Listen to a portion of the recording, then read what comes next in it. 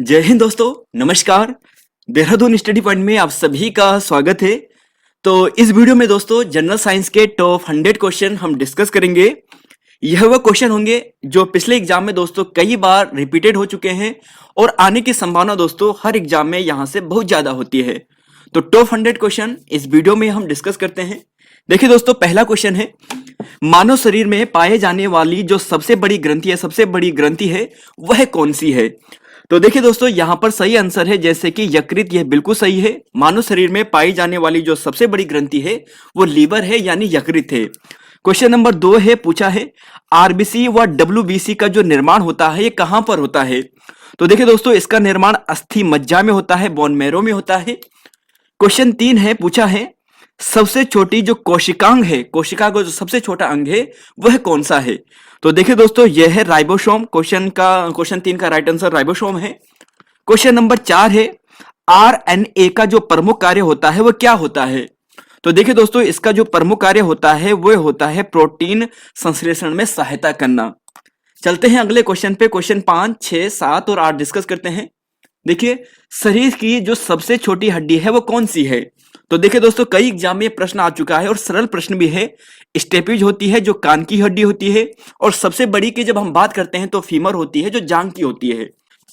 6 है, देखिए पूछा है कि एक स्वस्थ मनुष्य के शरीर में जो लगभग रक्त की मात्रा होती है वह कितनी होती है? तो देखिए दोस्तों, ये 5 से 6 लीटर तक होती है। वैसे कहीं पर आपको ये 4.5 से लेकर 5.5 तक भी मिल जाएगा। तो औसतन दोस्तों लगभग 5 लीटर के आसपास होती है। जब आपका जो ऑप्शन आएंगे तो काफी दूर दूर होंगे। क्वेश्चन नंबर 7 है, राइबोसोम बने होते हैं। तो देखिए, ये आरएनए और प्रोटीन से बने होते हैं। क्वेश्चन नंबर 8 है, पूछा है कि सबसे बड़ी जो कोशिका होती है वो किसकी होती है?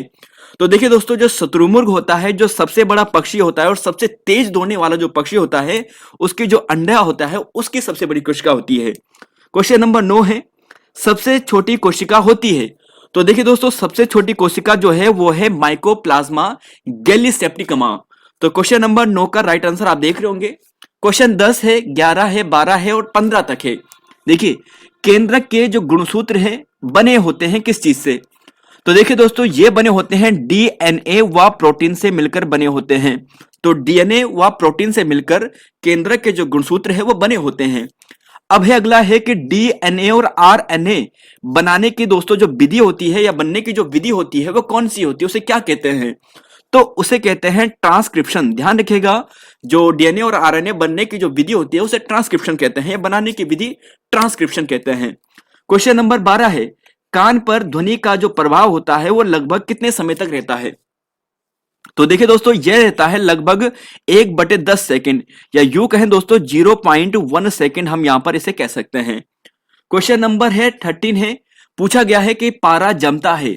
तो देखिए दोस्तों, जो पारा जमता है ना, ये -39 डिग्री सेल्सियस पर जमता है। पूछा प्रश्न है, कई बार रिपीटेड होता है, जो पारा जो जमने की प्रक्रिया होती है जमता है वो -39 डिग्री सेल्सियस पर जमता है। क्वेश्चन 14 है, प्रकाश का प्रकीर्णन सर्वाधिक किस रंग का होता है? तो देखिए दोस्तों, प्रकाश का जो प्रकीर्णन होता है सर्वाधिक होता है वो बैंगनी रंग का होता है, यह ध्यान रखेगा। और यहीं पर लाल की बात करें तो सबसे कम होता है। क्वेश्चन नंबर है 15, निकट दृष्टि दोष, देखिए जिसे मायोपिया भी कहते हैं, कई बार इंग्लिश में ही पूछ लिया जाता है मायोपिया। तो इसे दूर करने के लिए किस लेंस का प्रयोग करते हैं? तो अवतल जो लेंस है हम इसका प्रयोग करते हैं। क्वेश्चन यहां पर है 16, 17, 18, 19 और 20 और 21। देखिए, अब है दोस्तों यहां पर देखिए, जब यहां पर पूछा था निकट दृष्टि दोष तो अवतल लेंस का प्रयोग किया जाता है। यहीं पर अगर दूर दृष्टि की बात करते हैं तो उत्तल लेंस का प्रयोग किया जाता है। और जरा दृष्टि दोष की बात करते हैं तो इसके लिए दोस्तों जो बाइफोकल लेंस होता है उसका प्रयोग करते हैं। क्वेश्चन नंबर 17 है, नेत्रदान में दिया जाता है। देखिए, नेत्रदान में क्या भाग दिया जाता है, कई बार रिपीटेड प्रश्न है। तो कार्निया जो है वो दान किया जाता है। क्वेश्चन नंबर 18 है, मानव नेत्र में वस्तु का प्रतिबिंब। तो मानव नेत्र में जो वस्तु का प्रतिबिंब है ये कहां पर बनता है? तो देखिए दोस्तों, सबसे पहले तो यह है कि ये वास्तविक होता है, मतलब प्रतिबिंब रेटिना पे बनता है, लेकिन ये वास्तविक होता है, उल्टा होता है, ध्यान रखिएगा। नेत्र प्रतिबिंब रेटिना में बनता है, वास्तविक होता है प्रतिबिंब, और उल्टा होता है और वस्तु से छोटा होता है। क्वेश्चन नंबर 19 है, देखिए परमाणु विद्युत है के, देखिए जो परमाणु होता है ना विद्युत के क्या होते हैं? तो देखिए दोस्तों, ये होते हैं उदासीन, क्योंकि इसमें प्रोटॉन इलेक्ट्रॉन की संख्या बराबर होती है, तो ये क्या होते हैं, उदासीन होते हैं। तो क्वेश्चन नंबर यहाँ पर है 20, देखिए पूछा है जो ट्यूब लाइट होती है कांच की दीवारों के अंदर किस चीज का प्रयोग किया जाता है। देखिए उसमें एक लेप का हम प्रयोग करते हैं, और वह जो लेप होता है वो फास्फोर का होता है। देखिए फास्फोर का लेप लगाया जाता है। तो क्वेश्चन 21 की बात करते हैं, डायनामो का कार्य है। देखिए डायनामो कई बार रिपीटेड है, और यांत्रिक ऊर्जा को विद्युत ऊर्जा में परिवर्तन करने का यह कार्य करता है। 22वां क्वेश्चन है, देखिए पूछा है जो नॉन स्टिक बर्तन होते हैं ना, इसकी जो ऊपरी परत होती है वो किससे बनी होती है। तो देखिए दोस्तों, ये बनी होती है टेफ्लॉन से बनी होती है। किससे बनी होती है, टेफ्लॉन से बनी होती है। भारी जल का सूत्र क्या है, भारी जल का, तो देखिए दोस्तों इसका जो फॉर्मूला है वो है D2O। क्या है, D2O। सबसे शुद्ध लोहा कौन सा होता है, सबसे शुद्ध लोहा, क्वेश्चन नंबर 24 है, तो ये होता है पिटवा लोहा। ध्यान रखिएगा, पिटवा लोहा सबसे शुद्ध लोहा माना जाता है। क्वेश्चन नंबर 25 है, अम्ल वर्षा का कारण है। देखिए ये कई बार रिपीटेड हो चुका है दोस्तों, SO2 और NO2। तो अगला क्वेश्चन है यहाँ पर पूछा है जैसे कि गैसीय तत्व में सबसे भारी तत्व कौन सा है। गैसीय की बात की गई है, तो गैसीय तत्व की बात करते हैं। तो देखिए दोस्तों, यहां पर ध्यान रखिएगा कि गैसीय तत्व का जो सबसे भारी होता है ना, ये होता है रेडोन। ऑप्शन यहां पर होगा। दूध खट्टा किस कारण होता है। तो देखिए दोस्तों, दूध में जो यहाँ पर जो लैक्टिक एसिड होता है ना, इसके कारण दूध जो होता है वो खट्टा होता है। क्वेश्चन नंबर 28, 29, 30, 31, 32 से लेकर 34 तक, इलेक्ट्रॉन त्यागने की प्रक्रिया। देखिए जब कोई जब यहाँ पर जो तत्व होता है वो इलेक्ट्रॉन त्याग करता है, तो उस प्रक्रिया को ऑक्सीकरण कहते हैं, और जो इलेक्ट्रॉन ग्रहण करता है उस प्रक्रिया को अवकरण कहते हैं। फोटोग्राफी में प्रयोग किया जाता है किस चीज का, तो फोटोग्राफी में जो प्रयोग किया जाता है वो सिल्वर ब्रोमाइड का प्रयोग किया जाता है। सिल्वर ब्रोमाइड का प्रयोग किया जाता है फोटोग्राफी में। सबसे हल्की धातु कौन सी है, सबसे हल्की धातु होती है लिथियम। और सबसे भारी धातु आपको पूछी जाए तो यह होती है दोस्तों ऑस्मियम। सबसे भारी ऑस्मियम, सबसे हल्की लिथियम। आतिशबाजी में हरा रंग, देखिए रिपीटेड प्रश्न है दोस्तों, कई बार यह आ चुका है कि आतिशबाजी में जो हरा रंग का प्रयोग किया जाता है वो कौन से कारण होता है, किस तत्व के कारण होता है। तो जो बेरियम है इसके कारण यह रंग हरा होता है। और लाल रंग अगर आपको पूछा जाए तो वह होता है स्टांसियम के कारण। किसके कारण होता है, स्टांसियम के कारण यह होता है। क्वेश्चन नंबर 35 देखिए कि कृत्रिम वर्षा के लिए प्रयोग किया जाता है। देखिए कृत्रिम वर्षा के लिए प्रयोग किया जाता है, किसका प्रयोग करते हैं, तो सिल्वर आयोडाइड का प्रयोग कृत्रिम वर्षा के लिए किया जाता है। अगला है क्वेश्चन है कि एल्किन का फॉर्मूला क्या है। देखिए दोस्तों ये प्रश्न बनते हैं, एक होता है एल्किन और एक होता है एल्केन और एक होता है दोस्तों एल्काइन। तो इन सभी का फॉर्मूला आपको पूछा जाता है। एल्किन का फॉर्मूला होता है CnH2n। एल्किन आपको पूछ दे तो ध्यान रखिएगा CN यहां पे आएगा CnH2n+2, और यहीं पर एल्काइन की बात करें तो सेम यही आएगा CnH2n-2 आ जाएगा बस लास्ट में। तो इस चीज का दोस्तों ध्यान रखिएगा, ये पूछे जाते हैं कई बार। 37वां क्वेश्चन है, प्रोटीन की फैक्ट्री किसे कहते हैं। तो राइबोसोम जो होता है इसे प्रोटीन की फैक्ट्री कहते हैं। विटामिन की खोज किसने की थी, तो बेसिक प्रश्न है, और फंक जो है इन्होंने विटामिन की खोज सर्वप्रथम की थी। वृद्धि हार्मोन, देखिए वृद्धि हार्मोन के लिए जो हार्मोन होता है ना, ये कहां से स्रावित होता है, तो जो प्यूटिटरी ग्रंथ है ना यहां से जो वृद्धि हार्मोन है ये स्रावित होता है। रक्तदाब नियंत्रण होता है, देखिए रक्तदाब, तो देखिए दोस्तों जो रक्तदाब को नियंत्रण होता है ना ये एड्रिनल ग्रंथि से होता है। कहां से होता है, एड्रिनल ग्रंथि से होता है। चलते हैं अगले क्वेश्चन पे, यहां पर है 41, 42 से लेकर यहां पर 46 तक। देखिए गोल कृमि, यहां है गोल कृमि, और इससे होने वाला जो रोग है वो कौन सा है, तो देखिए दोस्तों ये होता है फाइलेरिया। ध्यान रखिएगा फाइलेरिया। शरीर का सबसे बड़ा अंग कौन सा होता है, देखिए शरीर का जो सबसे बड़ा अंग होता है ये त्वचा होता है। शरीर का सबसे बड़ा अंग त्वचा होता है। एंटीबॉडी का निर्माण कहां पर निर्माण करता है, देखिए कौन करता है एंटीबॉडी का निर्माण, तो ध्यान रखिएगा दोस्तों लिम्फोसाइट, आपको ध्यान रखना है लिम्फोसाइट एंटीबॉडी का निर्माण करता है। रक्त का थक्का बनाने में जो अनिवार्य प्रोटीन है वो कौन सा है, देखिए इस प्रोटीन का नाम है फाइब्रोनेजेन।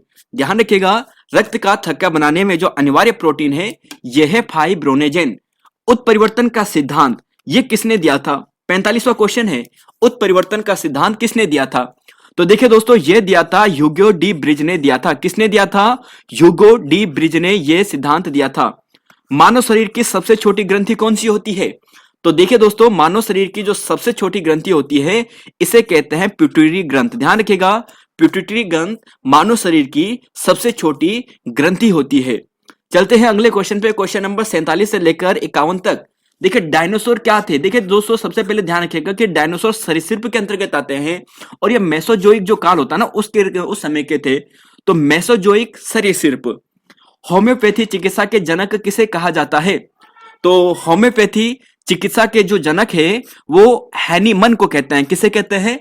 हैनीमन को कहते हैं। देखिए, विश्व की प्रथम परखनली शिशु, यह भी दोस्तों अच्छा प्रश्न है, और इनका नाम था लुई ब्राउन। क्या नाम था? Louise Brown. क्रोमोसोम शब्द का सर्वप्रथम प्रयोग किसने किया है? काफी अच्छा प्रश्न है दोस्तों, और यह किया है वाल्डेयर ने किया है। किसने किया है? वाल्डेयर ने किया है। शरीर के अंदर रक्त का थक्का, शरीर के अंदर रक्त का थक्का, तो ये होता है दोस्तों, ध्यान रखिएगा, ये शरीर के अंदर जो रक्त का थक्का प्रोटीन के कारण नहीं बनता है। तो कौन सा प्रोटीन है? हिपेरिन प्रोटीन है, ये ध्यान रखिएगा। चलते हैं अगले क्वेश्चन पे, 52 से लेकर यहां पर 56 और 57 है। देखिए पूछा है माइटोकॉन्ड्रिया की खोज की थी। देखिए माइटोकॉन्ड्रिया, तो देखिए दोस्तों, माइटोकॉन्ड्रिया की जो खोज की थी वो की थी, ध्यान रखिएगा, रिचर्ड अल्टमैन ने की थी। इसे कोशिका का पावर हाउस कहते हैं। क्वेश्चन नंबर 53 है, वसा में घुलनशील विटामिन कौन से हैं? वसा में, तो वसा में दोस्तों ए, डी, ई और के, ये 4 विटामिन है। ए, डी, ई और के, और बाकी 2 हैं जैसे हम बात करते हैं बी और सी, ये पानी में घुलनशील विटामिन है, ध्यान रखिएगा। मानव शरीर का, देखिए अगला है मानव शरीर का, मानव जगत का जो सबसे बड़ा संघ है वो कौन सा है? तो देखिए दोस्तों, ये होता है आर्थोपेडा। आर्थोपेडा, ध्यान रखिएगा, ऑप्शन यहां पर ये होगा। एक स्वस्थ मनुष्य का जो रक्तदाब होता है वो कितना होता है? देखिए दोस्तों, ये आपको कंफ्यूज करने के लिए आता है। 80/120 कर देगा, या फिर 120/160 कर देगा। तो ये ध्यान रखना है कि 120 से लेकर 120/180 mm आपको ध्यान रखना है। इंसुलिन का स्राव दोस्तों कहां से होता है? अग्नाशय से होता है, पेनक्रियाज से होता है। प्राकृतिक रबड़ किसका बहुलक है? प्राकृतिक रबड़, देखिए प्राकृतिक रबड़ की जब हम बात करते हैं तो ये आइसोप्रीन, आइसोप्रीन यहां पर ये सही है। चलते हैं अगले क्वेश्चन पे, देखिए 58 से लेकर यहां पर है 61-62 तक। एकमात्र अशुद्ध रक्त बहने वाली धमनी कौन सी है? तो देखिए दोस्तों, जो अशुद्ध रक्त बहने वाली धमनी है एकमात्र, देखिए जो ये धमनी है ना, ये आर्टरी है, ये है फुसफुसिया जो पल्मोनरी है ना, पल्मोनरी, इस धमनी का प्रयोग होता है अशुद्ध रक्त को बहने के लिए, और एकमात्र है, ध्यान रखिएगा, है ना। आपको पूछा जाता है कि अशुद्ध रक्त कौन ले जाती है और शुद्ध रक्त कौन ले जाती है। और शुद्ध रक्त बहने वाली जो सिरा है, देखिए सिरा यानी जो वेनिस की बात करते हैं, तो सिरा की बात करते हैं दोस्तों, तो ये पल्मोनरी जो सिरा है ना, फुसफुसिया पल्मोनरी सिरा, ये शुद्ध रक्त बहाने के काम करती है। ध्यान रखिएगा इन दोनों प्रश्नों को। 60 का है, धमनी और शिराओं का अध्ययन को क्या कहते हैं? तो एंजियोलॉजी, ध्यान रखिएगा, एंजियोलॉजी इसे कहते हैं। नवजात शिशु की धड़कन, देखिए दोस्तों, इसकी धड़कन, जो नवजात शिशु होती है ना, उसकी धड़कन 1 मिनट में लगभग कितने बार यहाँ पे धड़कने का काम करती है? तो ये 120 से लेकर 160 तक हो सकता है, 120 से लेकर 160 तक हो सकता है। और सामान्य मनुष्य की बात करते हैं तो 72 होता है। कोशिका का अध्ययन क्या होता है? कोशिका का अध्ययन साइटोलॉजी। तो ध्यान रखिएगा, ऑप्शन यहां पर यह है। चलते हैं अगले क्वेश्चन पे, देखिए यहां पर 63 से लेकर 65 तक। देखिए सदिश अदिश राशियां आपको पूछी जाती है।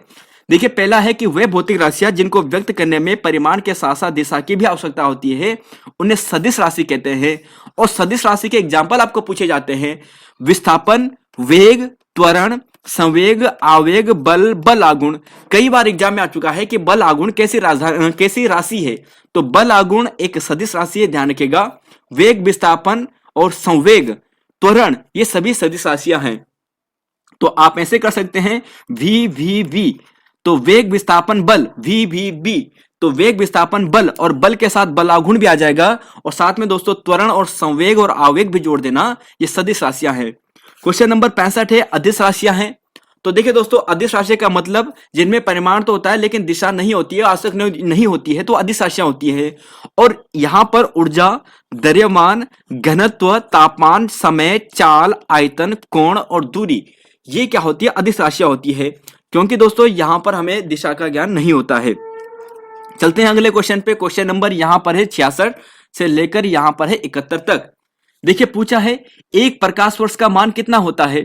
एक प्रकाश वर्ष का जो मान होता है दोस्तों वो 9.46 इंटू 10 की पावर 15 मीटर होता है। तो 9.46 इंटू 10 की पावर 15 मीटर। दूरी मापने की सबसे बड़ी इकाई कौन सी है? तो देखिए दूरी मापने की सबसे बड़ी इकाई पारसेक है, और एक पारसेक की जो वैल्यू होती है वो होती है 3.26 प्रकाश वर्ष के बराबर होती है। और ऐसा पूछा जाता है प्रकाश वर्ष क्या है, किसकी मात्रक है? तो दूरी मापने की इकाई है। प्रकाश वर्ष समय को मत ले जाना, क्योंकि वर्ष बोलोगे तो वर्ष समय आता है, लेकिन प्रकाश वर्ष जो लाइट ईयर है वो दूरी मापने की इकाई होती है। कोशिका का रसोई घर किसे कहते हैं?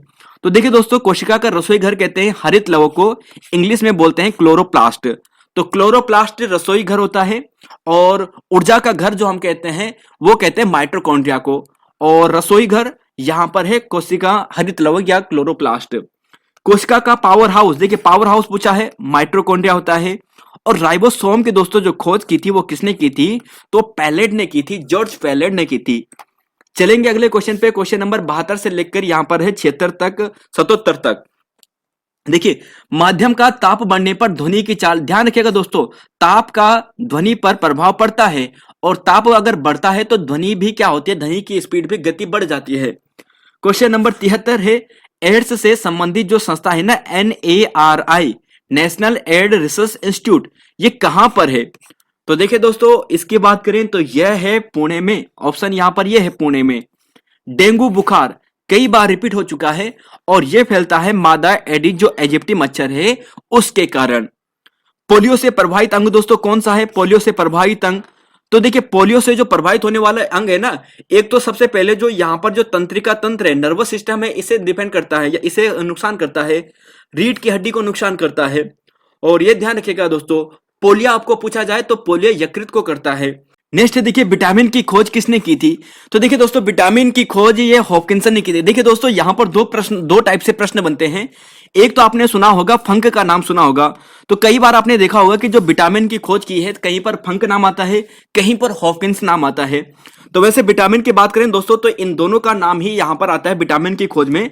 तो हॉपकिंस का नाम भी आप ध्यान रखिएगा, इन्होंने भी विटामिन की खोज की थी, और फंक ने भी की थी। देखिए फंक ने शायद इनका नामकरण किया था इसलिए इन्हें इसके खोजकर्ता भी कहा जाता है, लेकिन दोनों का नाम आता है, ऑप्शन में आपको एक ही मिलेगा। क्वेश्चन नंबर 77 की बात करते हैं, विटामिन B2 का रासायनिक नाम क्या है? तो देखिए दोस्तों इसका रासायनिक नाम है राइबोफ्लेविन, यह ध्यान रखिएगा। चलते हैं अगले क्वेश्चन पे, विटामिन B6 का रासायनिक नाम क्या है?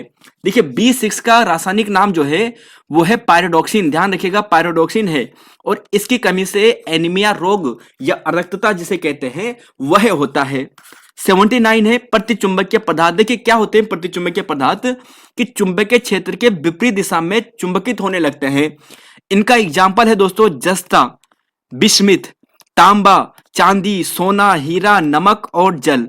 तो कई बार ऐसा प्रश्न आता है कि प्रतिचुंबकीय जो पदार्थ है इनका उदाहरण दीजिए, तो जस्ता, बिस्मिथ, तांबा, ये 2-3 नाम ध्यान रखिएगा। दर्पण में प्रयोग होने वाले जो बगल के पीछे का जो दृश्य देखने के लिए किस लेंस का प्रयोग करते हैं? तो इसमें दोस्तों हम उत्तल दर्पण का प्रयोग करते हैं। किस दर्पण का? उत्तल दर्पण का हम प्रयोग करते हैं। दाढ़ी बनाने वाहनों की हेडलाइट डेंटिस्ट है ना, डेंटिस्ट द्वारा उपयुक्त उपकरणों में प्रयोग किया जाता है। अब जैसे दाढ़ी बनाना है या वाहनों का जो पीछे जो आगे की हेडलाइट वगैरह होती है, या फिर डेंटिस्ट जिसका प्रयोग करता है तो अवतल दर्पण का प्रयोग करता है। ध्यान रखिएगा अवतल दर्पण का प्रयोग करता है। क्वेश्चन नंबर यहां पर देखिए, पानी में डूबी हुई पेंसिल मुड़ा हुआ प्रतीत दिखाई देती है, या फिर यूं कहे जो तारों का टिमटिमाना होता है वो किस कारण होता है? तो देखिए दोस्तों ये होता है प्रकाश के अपवर्तन के कारण। प्रकाश के अपवर्तन के कारण। दूरदृष्टि दोष में किस लेंस का प्रयोग करते हैं? उत्तल लेंस का हम प्रयोग करते हैं। दूरदृष्टि में उत्तल लेंस का प्रयोग करते हैं। पूछा जाता है हीरे का चमकदार दिखाई देना, पानी के बुलबुले का चमकना, रेगिस्तान में मृचिका जो मृग तृष्णा जैसी होती है दिखाई देना किस कारण होता है? तो यह होता है दोस्तों प्रकाश का पूर्ण आंतरिक परावर्तन के कारण। ठीक है। क्वेश्चन नंबर 85 है, साबुन के बुलबुले या फिल्म का रंगीन दिखाई देना ये इंटरफेस के कारण होता है, व्यतिकरण के कारण ये होता है। चलेंगे 86 क्वेश्चन है, न्यूनतम तरंग दैर्ध्य किसकी होती है? तो देखिए दोस्तों न्यूनतम जो तरंग दैर्ध्य होती है ना, ये ये होती है ऑप्शन यहाँ पर यहाँ पर ये है जैसे बैंगनी रंग की होती है। आप यहाँ पे देखिए जैसे विबग्योर होता है ना, विबग्योर, ये आपके सामने है विबग्योर। और यहाँ पर अगर आप देखोगे कि न्यूनतम तरंग दैर्ध्य इधर की ओर होती है, हाईएस्ट जो तरंग दैर्ध्य होती है ये इधर होती है, यानी वेवलेंथ इधर इस साइड होती है। तो लाल की सबसे ज्यादा, बैंगनी की सबसे कम होती है। और बाकी दोस्तों यहाँ पर देखिए प्रकीर्णन इधर सबसे ज्यादा होता है, इधर सबसे कम होती है। तो आपको ऐसा पूछा जा सकता है प्रकीर्णन इधर सबसे ज्यादा है बैंगनी साइड की ओर, और लाल साइड की ओर सबसे कम है। तो ऐसे प्रश्न अक्सर बनते रहते हैं दोस्तों। और गामा जो तरंग होती है इसका तरंग दैर्ध्य सबसे कम होता है, यह चीज ध्यान रखिएगा। चलते हैं अगले क्वेश्चन पे, 87, 88 और 90 वाला क्वेश्चन देखिए। परमाणु का ऋणावेशित कण है, इसकी खोज की थी। देखिए परमाणु का ऋणावेशित कण कौन सा है? तो देखिए दोस्तों परमाणु का ऋणावेशित जो खोज है वो कण है, वो है इलेक्ट्रॉन। क्या है? यहाँ पे लिखा नहीं है, इलेक्ट्रॉन होता है, इलेक्ट्रॉन। और यहां पर इलेक्ट्रॉन की जो खोज की थी वो जे थॉमसन ने की थी, ध्यान रखिएगा, जे थॉमसन ने की थी। तो हाइड्रोजन के समस्थानिक देखिए, हाइड्रोजन के 3 समस्थानिक होते हैं, H11 जिसे प्रोटियम कहते हैं, H12 जिसे ड्यूटेरियम कहते हैं, और H13 जिसे ट्राइटियम कहते हैं। आधुनिक आवर्त सारणी का नियम किसने दिया था? तो आधुनिक आवर्त सारणी का नियम दोस्तों मोजले ने दिया था, ध्यान रखिएगा। और इन्होंने बताया था कि तत्वों का जो भौतिक रासायनिक जो गुण होते हैं उनके परमाणु क्रमांक के आवर्ती फलन होते हैं। अर्थात यदि तत्वों को उनके परमाणु क्रमांक के बढ़ते क्रम पर व्यवस्थित किया जाए तो एक निश्चित समय बाद उनके गुण क्या होते हैं? पुनरावृत्ति होती है। 90वां क्वेश्चन है, देखिए सीजीएस पद्धति में कार्य का मात्रक क्या है? तो देखिए दोस्तों कंफ्यूज मत करना, कई स्टूडेंट्स यहां पर जूल कर सकते हैं। तो सीजीएस में है अर्ग, और जो एसआई पद्धति है वहां पर है मात्रक जूल। तो कार्य की एसआई पद्धति में मात्रक है जूल, सीजीएस पद्धति में है वर्ग। तंत्रिका की आधारभूत इकाई कौन सी होती है? फंडामेंटल यूनिट कौन सी होती है? तो न्यूरॉन होती है। बॉक्साइट देखिए पूछा जाता है, बॉक्साइट किसका अयस्क है? कोरंडम किसका अयस्क है? क्रायोलाइट, फ्लेस्पार, ये फ्लेस्पार कई बार एग्जाम में आ चुका है, फ्लेस्पार बहुत इंपॉर्टेंट है। तो फ्लेस्पार किसका है? एल्यूमिनियम का ये अयस्क होता है। केलेमाइन, देखिए केलेमाइन की बात करते हैं, किसका अयस्क है? तो देखिए दोस्तों जो केलेमाइन है वो जिंक का अयस्क होता है। मरकरी किसका अयस्क होता है? तो देखिए मरकरी का अयस्क कौन सा होता है? तो मरकरी का जो अयस्क होता है वो सिनेबार दोस्तों होता है, सिनेबार, HGS। कई बार ये रिपीटेड प्रश्न है। गन मेटल में किस धातु का प्रयोग करते हैं गन मेटल बनाने को? तो देखिए दोस्तों जो गन मेटल होता है वो कॉपर, जिंक और टिन, इन सभी से मिलकर बनाते हैं। पेट में बनने वाला जो अम्ल होता है उस अम्ल को क्या कहते हैं? तो देखिए दोस्तों ये होता है HCl, यानी हाइड्रोक्लोरिक एसिड, यहां पर ये होता है। दूध में पाई जाती है, देखिए दूध में कौन सी प्रोटीन पाई जाती है? तो दूध में दोस्तों कैसिन नामक जो प्रोटीन है यह पाई जाती है। और बड़ी आंत की लंबाई होती है 1.5 मीटर, छोटी आंत की लगभग 6 से 7 मीटर के आसपास होती है, लगभग 6 से ज्यादा होती है, 6 दशमलव आसपास। तो बाकी ध्यान रखिएगा औसतन इतना होता है। रक्त के अध्ययन को कहते हैं, तो रक्त के अध्ययन को कहते हैं हेमेटोलॉजी, ध्यान रखिएगा। तो देखिए दोस्तों ये शॉर्ट क्वेश्चन थे। थोड़ा सा यहाँ पे आरबीसी के बारे में कुछ इंपॉर्टेंट फैक्ट देख लीजिए कि इनका जीवन काल आरबीसी का 120 दिन का होता है। इरिथ्रोसाइट आरबीसी को हम कहते हैं। इसकी मृत्यु यकृत में होती है व प्लीहा में, दोनों जगह मानी जाती है। और यकृत प्लीहा को दोस्तों, जो प्लीहा होता है ना, प्लीहा, इसे इसका कब्रिस्तान भी कहते हैं, ध्यान रखिएगा। आरबीसी की संख्या हिमोसाइटोमीटर से ज्ञात की जाती है। और एक चीज ध्यान रखिएगा कि अगर आरबीसी की संख्या ज्यादा हो जाती है तो पॉलीलाइसोथेमिया रोग होता है, और कम होती है तो एनीमिया रोग होता है। और जो स्तनधारियां होते हैं यानी मैमल्स होते हैं उनमें आरबीसी केंद्रक नहीं पाया जाता है, लेकिन ऊंट व लामा दो ऐसे मैमल्स होते हैं जिनमें आरबीसी का केंद्रक पाया जाता है। यानी देखिए एक हो गया ऊंट और लामा, तो दो ऐसे यहाँ पर जीव हो गए, मैमल्स हो गए हैं जिनमें केंद्रक पाया जाता है। नहीं तो जो यहाँ पर जो मैमल्स होते हैं उनमें केंद्रक नहीं पाया जाता है। क्वेश्चन यहाँ पे देखिए कि जो मैमल्स होते हैं सबसे बड़ी जो आरबीसी होती है वो हाथी की होती है, और सबसे छोटी कस्तूरी मृग वगैरह आप यहाँ पे देख रहे हो। देखिए दोस्तों यहाँ पर बात करते हैं श्वेत रक्त कणिकाओं की, WBC की। तो 1 से 4 दिन औसतन इनका कार्यकाल होता है, लगभग 7 दिन भी कई बार लिख लेते हैं। तो औसतन 4-5 दिन के आसपास ही इनका कार्यकाल होता है, ज्यादा बड़ा नहीं होता है। जबकि आरबीसी का जो कार्यकाल होता है वो 120 दिन का होता है। कहीं पर 20 दिन से 120 आएगा, लेकिन औसतन 120 ही मिलेगा आपको। लिम्फोसाइट दोस्तों इसमें पाए जाते हैं, प्रतिरोधक क्षमता उत्पन्न करने का काम भी करता है। इसकी अधिकता से कैंसर होता है दोस्तों। ल्यूकेमिया, तो अगर WC ज्यादा बनेगा तो ल्यूकेमिया जो रक्त कैंसर है ये आरबीसी की अधिकता के कारण होता है। तो आरबीसी की सॉरी जो WBC है इसकी अधिकता के कारण ल्यूकेमिया रोग होता है, कैंसर होता है। और बाकी दोस्तों यहाँ पर ये अगर ये कम हो जाएगा तो यहाँ पर क्या होता है कि रोग लगने की जो क्षमता होती है बहुत कम हो जाती है, ज्यादा हो जाती है, यानी रोग ज्यादा लगने लगते हैं। और लास्ट फैक्ट दोस्तों यहाँ पर यह है, पूछा जाता है कि अगर माता पिता का रक्त समूह ये है तो उनके पुत्र का रक्त समूह क्या होगा। तो एक बार इस ग्राफ को देखना और यहां से आपके सारे जो प्रश्न है यहां से क्लियर हो जाएंगे। देखिए अगर माता पिता यानी माता और पिता, तो अगर ओ है तो जो बच्चा बनेगा, जो बच्चे का रक्त ग्रुप होगा वो ओ ही होगा। अगर यहां पर माता पिता ओ ए में है तो ओ ही बनेगा, ओ बी है तो ओ बी ही बनेगा। और अगर देखें दोस्तों, यानी अगर बात करें माता का रक्त ग्रुप क्या है, ओ है, और पिता का है ए बी है, तो यहां पर जो ब्लड ग्रुप बनेगा ये ए बी बनेगा। अगर सेम है, सेम है, माता पिता ए हैं तो ए ओ बनेगा, और सेम बी बी है तो बी ओ बनेगा। तो देखिए दोस्तों आप आसानी से इस फिगर को समझना और आपका दिमाग में ये डाटा फिट हो जाएगा। बाकी दोस्तों अगर ए बी दोनों का सेम है, ए बी वाला, तो ए बनेगा, बी बनेगा, फिर ए बी बनेगा, ये तीनों बन सकते हैं, संभावना रहती है। बाकी अगर बी ए बी है तो ए बी ऐसा बनेगा। तो यह दोस्तों यहां पर रक्त समूह का है। इस फिगर को एक बार दिमाग में बिठाने की कोशिश करना, आपके जो डाउट हैं ये सभी क्लियर हो जाएंगे और क्वेश्चन बनने के जो प्रश्न है दोस्तों यहां से क्लियर हो जाएंगे। तो ये थे दोस्तों टॉप 100 क्वेश्चन हमने जो डिस्कस किए थे। यहां पर फिर इतना ही रहेगा फिलहाल, मिलेंगे आपको नई वीडियो में। धन्यवाद। जय हिंद दोस्तों, जय उत्तराखंड और जय देवभूमि। धन्यवाद।